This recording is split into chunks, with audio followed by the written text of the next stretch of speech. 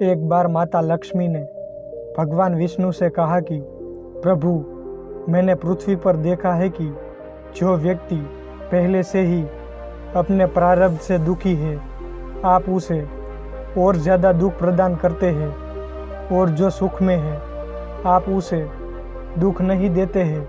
भगवान ने इस बात को समझाने के लिए माता लक्ष्मी को पृथ्वी पर चलने के लिए कहा, और दोनों ने मनुष्य का रूप धारण कर पति पत्नी का रूप लिया और एक गांव के पास डेरा जमाया।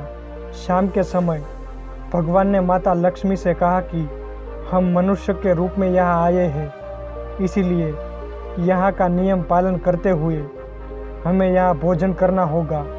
अंततः मैं भोजन की सामग्री की व्यवस्था करता हूँ, तब तक तुम भोजन बनाओ। जब भगवान के आते ही माता लक्ष्मी रसोई में चूल्हे को बनाने के लिए बाहर से ईंट लेने गई और गांव में कुछ जर्जर हो चुके मकानों से ईंट लाकर चूल्हा तैयार किया। चूल्हा तैयार होते ही भगवान वहां पर बिना कुछ लाए ही प्रकट हो गए। माता लक्ष्मी ने उनसे कहा, आप तो कुछ लेकर आए नहीं, भोजन कैसे बनेगा?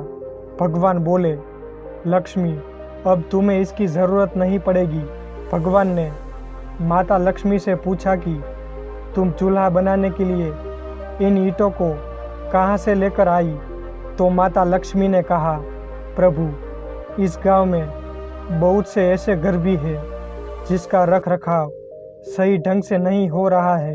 उनकी जर्जर हो चुकी दीवारों से मैं ईंटें निकाल कर आई। भगवान ने फिर से कहा, जो घर पहले से खराब थे तुमने उन्हें और खराब कर दिया। तुम ईंटें उन सही घरों की दीवारों से भी तो ला सकती थी। माता लक्ष्मी बोली, प्रभु, उन घरों में रहने वाले लोगों ने उसका रख रखाव बहुत सही तरीके से किया है और वो घर सुंदर भी लग रहे हैं। ऐसे में उसकी सुंदरता को बिगाड़ना उचित नहीं होगा।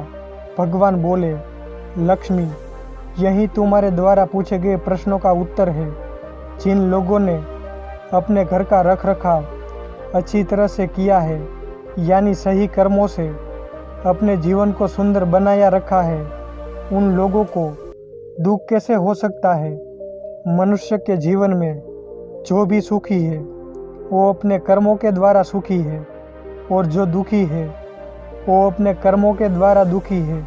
इसीलिए हर एक मनुष्य को अपने जीवन में ऐसे ही कर्म करने चाहिए जिससे इसकी मजबूती व खूबसूरत इमारत खड़ी होगी, कभी भी कोई भी उसकी एक ईंट भी निकाल न पाए।